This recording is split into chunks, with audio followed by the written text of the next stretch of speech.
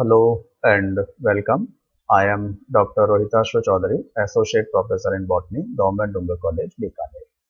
In this presentation, which is second presentation in this series on oligosaccharides, I will explain nomenclature of disaccharides. इस प्रस्तुतिकरण में जो कि oligosaccharides पर प्रस्तुतिकरणों में दूसरा प्रस्तुतिकरण है, मैं disaccharides के नामकरण के बारे में चर्चा करूंगा. Disaccharides are formed by condensation of only two monosaccharide units. Disaccharides का निर्माण केवल दो मोनोसैकेराइड इकाइयों के परस्पर संघनन से होता है. However, a variety of disaccharides can be formed by condensation of two similar monosaccharides because of the following variations in component monosaccharides. लेकिन दो समान प्रकार के मोनोसैकेराइड्स से भी भिन्न भिन्न प्रकार के डाइसैकेराइड्स का निर्माण हो सकता है, क्योंकि जो मोनोसैकेराइड इकाइयां इनके निर्माण में भाग लेती है उनमें कुछ विभिन्नताएं पाई जा सकती है. अर्थात दोनों ही मोनोसैकेराइड होते तो समान ही हैं, लेकिन उनमें कुछ विभिन्नताओं की उपस्थिति के कारण उनसे जो निर्मित डाइसैकेराइड होते हैं वह भिन्न भिन्न प्रकार के निर्मित हो सकते हैं. यह विभिन्नताएं निम्न प्रकार की हो सकती है. For example, presence of anomeric forms, अर्थात दोनों ही जो मोनोसैकेराइड हैं वह होते तो समान हैं. उदाहरण के लिए दोनों ही ग्लूकोज के अणु हैं, लेकिन उनमें से एक अल्फा प्रकार का एनोमर होता है, दूसरा बीटा प्रकार का एनोमर होता है.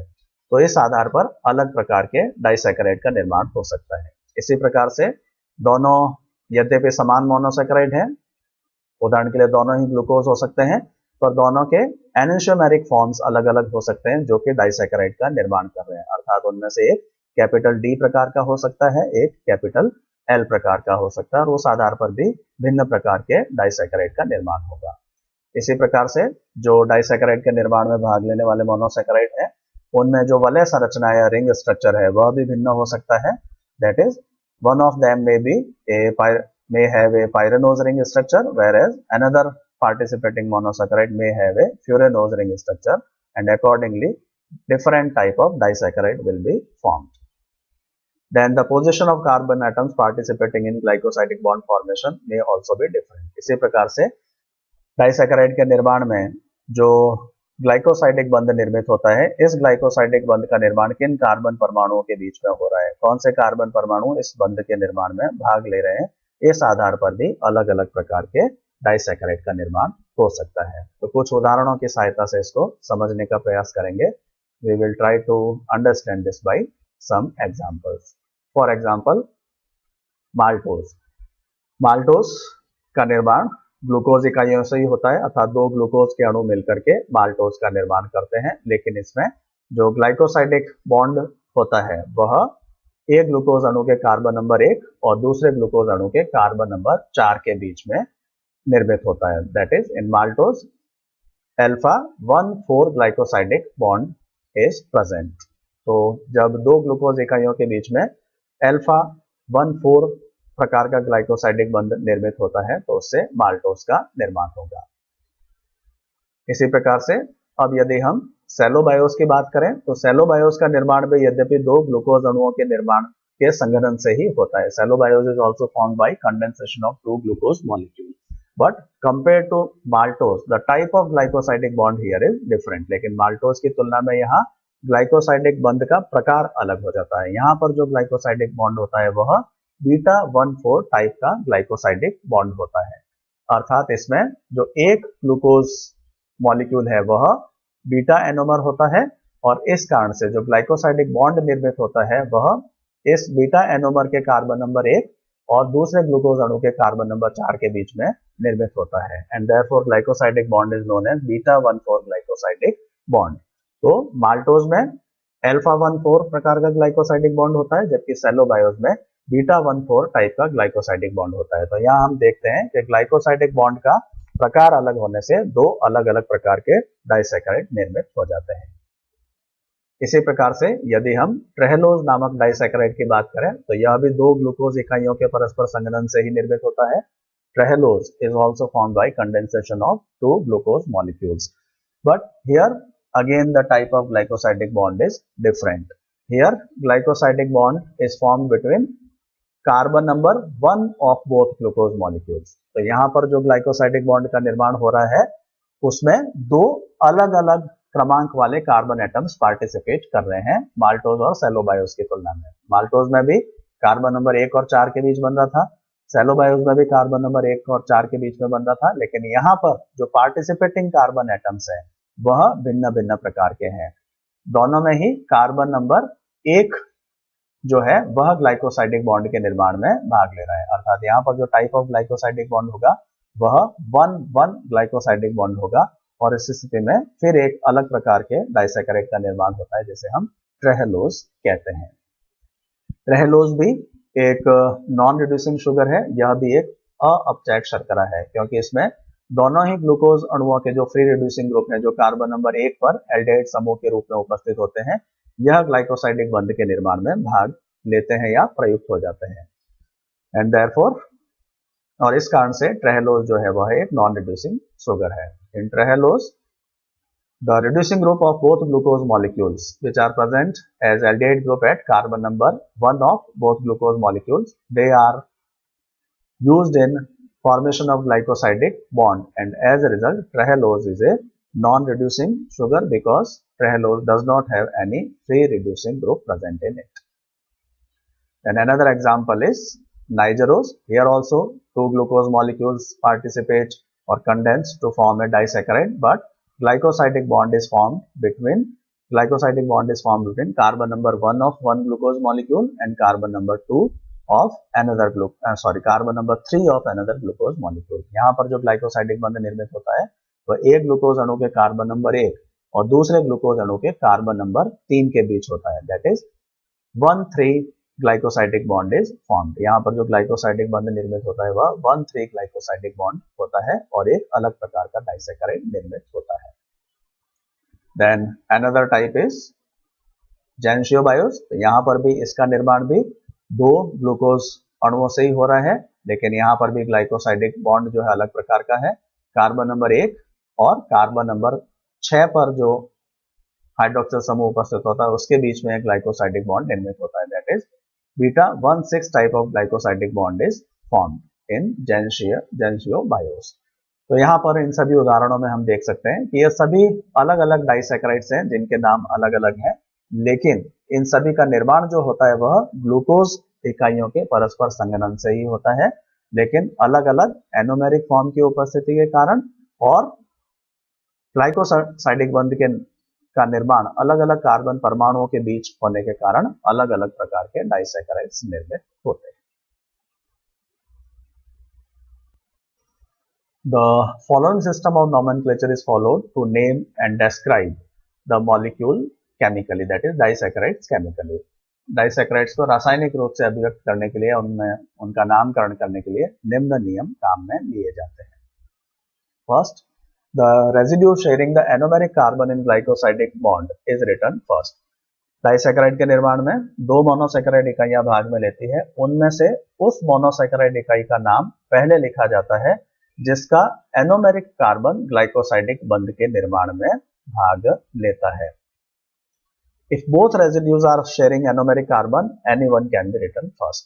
कई बार ऐसा भी हो सकता है कि दोनों ही मोनोसैकराइड इकाइयों का एनोमेरिक कार्बन ग्लाइकोसाइडिक बंध के निर्माण में भाग ले रहा है, तो ऐसे स्थिति में दोनों में से किसी को भी पहले लिखा जा सकता है। उदाहरण के लिए यहाँ पर नाइजरोज को एक एग्जाम्पल के द्वारा प्रदर्शित किया गया है।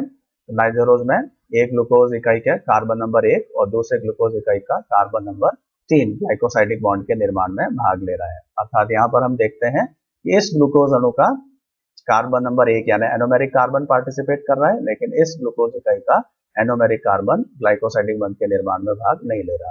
तो इस ग्लूकोज इकाई का नाम पहले लिखा जाएगा और इसका दूसरे का जिसका एनोमेरिक कार्बन भाग नहीं ले रहा है उसको बाद में लिखा जाएगा।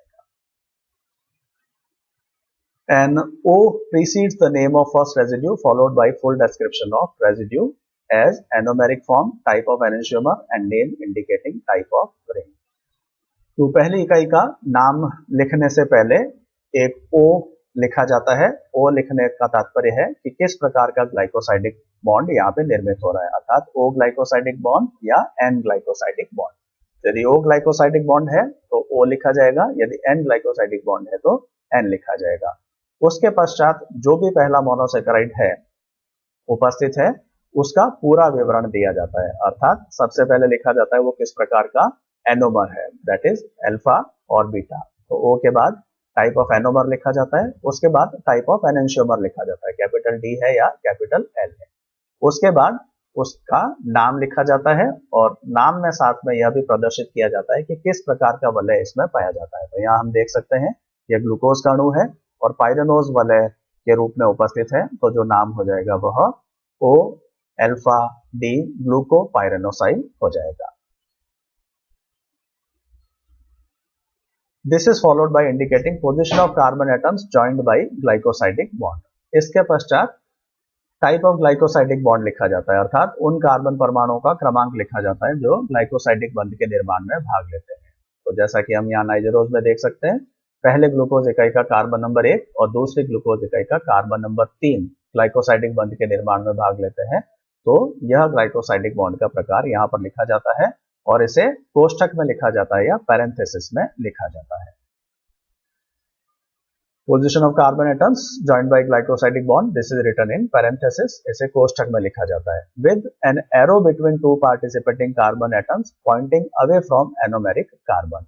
साथ ही इस ग्लाइकोसाइडिक बॉन्ड में दोनों कार्बन परमाणुओं के बीच में एक एरो इंडिकेट किया जाता है और यह एरो जो होता है वह एनोमेरिक कार्बन से पॉइंटिंग अवे होता है, यानी जो एनोमेरिक कार्बन होता है उससे दूसरी दिशा में एरो का संकेत लिखा जाता है। The arrow will be pointing away from the anomeric carbon. तो यहाँ चूंकि एनोमेरिक कार्बन कार्बन नंबर 1 है तो arrow will be pointing away from carbon number 1। If both carbon are anomeric arrow points both ways, लेकिन यदि कोई ऐसा उदाहरण हो जहां पर दोनों ही ग्लूकोज इकाइयां या दोनों ही मोनोसेकेराइड इकाइयां अपना एनोमेरिक कार्बन काम में ले रही है, जैसे कि ट्रेहेलोज में हमने पूर्व की स्लाइड में देखा था, तो ऐसे स्थिति में जो एरो होगा उसका तीर का निशान दोनों तरफ लिखा जाएगा, that is it will be pointing both ways. Arrow जो होगा उसका निशान दोनों ही तरफ लिखा जाएगा क्योंकि दोनों ही तरफ एनोमेरिक कार्बन उपस्थित होता है। The second residue is also described fully as first one. इसके पश्चात जो दूसरा मोनोसेकेराइड है वह भी पूरी तरह से उसका विवरण नाम में दिया जाता है, यानी वह किस प्रकार का एनोमर है, वह किस प्रकार का एनेंशियोमर है और क्या अणु है, यानी जो नाम है उस मोनोसेकेराइड का और साथ में वलय का प्रकार भी। तो जैसे कि यहाँ पर ग्लूकोज है और पाइरेनोज स्वरूप में है, तो दूसरे का भी पूरा नाम अल्फा डी ग्लूकोपाइरेनोज के रूप में लिखा जाता है। In short name, type of enantiomer and type of ring is omitted. यदि नाम को संक्षिप्तकृत रूप में लिखा जाता है तो उस स्थिति के अंदर एनेंशियोमर का प्रकार हटा दिया जाता है और वलय का प्रकार भी हटा दिया जाता है, क्योंकि सामान्यतः जो एनेंशियोमर पाए जाते हैं लिविंग सेल्स के अंदर या नेचुरल सिस्टम के अंदर वह अधिकांशतः डी प्रकार के ही होते हैं, कैपिटल डी प्रकार के ही होते हैं। इसी प्रकार से सामान्यतः जो ग्लूकोज के केस में वलय पाया जाता है वह भी पाइरेनोज प्रकार का ही पाया जाता है। तो चूंकि अधिकांशतः एनेंशियोमर कैपिटल डी प्रकार का ही होता है, वलय पाइरेनोज प्रकार की ही होती है, तो इस कारण से जब संक्षिप्तकृत रूप में नाम लिखा जाता है तो इन लक्षणों को नाम में नहीं लिखा जाता। तो जैसा कि यहाँ प्रदर्शित किया गया है, ग्लूकोज को उसके संक्षिप्तकृत रूप में लिखा जाता है GLC, जो कि ग्लूकोज का एब्रिविएशन है। फिर एनेंशियोमेरिक फॉर्म नहीं लिखी जाती, रिंग फॉर्म नहीं लिखी जाती, इन दोनों के बीच में पैरेंथेसिस में ग्लाइकोसाइडिक बॉन्ड का प्रकार लिख दिया जाता है और इसमें पहला अणु किस प्रकार का है, दूसरा अणु किस प्रकार का है, इस एनोमेरिक फॉर्म को टाइप ऑफ ग्लाइकोसाइडिक बॉन्ड के साथ प्रदर्शित कर दिया जाता है। यानी अल्फा 1 यानी यह जो ग्लूकोज अणु है यह अल्फा प्रकार का है, इसका कार्बन नंबर 1 पार्टिसिपेट कर रहा है। जो दूसरा ग्लूकोज अणु है वह भी अल्फा प्रकार का है और इसका कार्बन नंबर 3 डाइसैकेराइड के निर्माण में भाग ले रहा है। तो इस प्रकार से संक्षिप्तीकृत रूप भी लिखे जा सकते हैं। तो कुछ अन्य उदाहरण यदि यहाँ पर देखें तो यह सुक्रोज का पूरा नाम होगा alpha D glucopyranoside beta D फ्रक्टोफ्यूरेनोसाइड। तो सुक्रोज के निर्माण में एक ग्लूकोज का अणु और एक फ्रक्टोज का अणु होता है। तो ग्लूकोज पाइरेनोज फॉर्म में होता है जबकि फ्रक्टोज फ्यूरेनोज फॉर्म में। तो यहाँ पर जो पूरा नाम हो जाता है अल्फा, यानी ग्लूकोज अल्फा एनोमर है, कैपिटल डी टाइप का ग्लूकोज है और यह ग्लूकोज पाइरेनोज रिंग के रूप में है, देयरफॉर अल्फा डी ग्लूकोपाइरेनोसाइड। और फ्रक्टोज की बात करें तो फ्रक्टोज बीटा एनोमर के रूप में है, यह भी कैपिटल डी प्रकार का है, लेकिन इसमें जो रिंग है वह फ्यूरेनोज प्रकार की है, तो इसका नाम हो जाता है फ्रक्टोफ्यूरेनोसाइड। तो इस प्रकार से सुक्रोज का जो पूरा नाम हो जाएगा वह अल्फा डी ग्लूकोपाइरेनोसाइड 1,2 फ्रक्टोफ्यूरेनोसाइड होगा। यहाँ पर इस नाम में बीच में पैरेंथेसिस में टाइप ऑफ ग्लाइकोसाइडिक बॉन्ड नहीं लिख रखा है, तो यह आप यहाँ पर जोड़ सकते हैं। तो पूरा नाम जो होगा वो होगा alpha D glucopyranoside within parenthesis 1, 2, और इसमें जो 1 और 2 के बीच में एरो होगा that will be pointing both ways, यह दोनों ही तरफ दिशित होगा, क्योंकि इसमें ग्लूकोज का कार्बन नंबर 1 जो पार्टिसिपेट कर रहा है यह भी एनोमेरिक कार्बन है, और फ्रक्टोज का जो कार्बन नंबर 2 पार्टिसिपेट कर रहा है वह भी एनोमेरिक कार्बन है। तो इस कारण से यहाँ पर ग्लाइकोसाइडिक बॉन्ड का टाइप लिखते समय उनके बीच में जो एरो बनाया जाता है वह दोनों ही तरफ पॉइंटिंग होता है, it will be pointing both ways. संक्षिप्तीकृत रूप में यह हो जाएगा glucose alpha 1 arrow 2 beta fructose. इसी प्रकार से एक अन्य उदाहरण यदि और देखें तो ट्रेहेलोज का example, the chemical name of trehalose will be alpha D glucopyranoside beta D glucopyranoside. तो इसका जो रासायनिक नाम होगा वो अल्फा, क्योंकि यह अल्फा एनोमर है, डी क्योंकि डी एनेंशियोमर है, ग्लूकोज पाइरेनोज रूप में उपस्थित है, तो अल्फा डी ग्लूकोपाइरेनोसाइड। यहाँ पर जो दूसरा अणु है वह बीटा प्रकार का है, यहाँ पर हम देख सकते हैं, और कैपिटल डी प्रकार का एनेंशियोमर है और इसमें भी ग्लूकोज पाइरेनोज वाले के रूप में उपस्थित है। तो इस कारण से जो नाम हो जाएगा वह alpha D glucopyranoside beta D ग्लूकोपाइरेनोसाइड हो जाएगा। इसमें भी पूरे नाम में बीच में ग्लाइकोसाइडिक बॉन्ड का नाम यहाँ पर लिखना रहेगा, तो वह आप जोड़ सकते हैं। तो पूरा नाम जो होगा alpha D glucopyranoside within parenthesis 1,1 beta D glucopyranoside. और इसको यदि संक्षिप्तीकृत रूप में लिखें तो इस प्रकार से लिखेंगे glucose alpha 1 arrow pointing both ways 1 beta glucose. So this is how nomenclature of disaccharides is done। इस प्रकार से disaccharides का नामकरण किया जाता है। In next presentation, I will discuss structure of sucrose, which is a common disaccharide। अगले प्रस्तुतिकरण में मैं सुक्रोज के बारे में विस्तार से बात करूंगा, जो कि एक सबसे सामान्य रूप से पाया जाने वाला डाइसैकराइड है। Thanks for watching.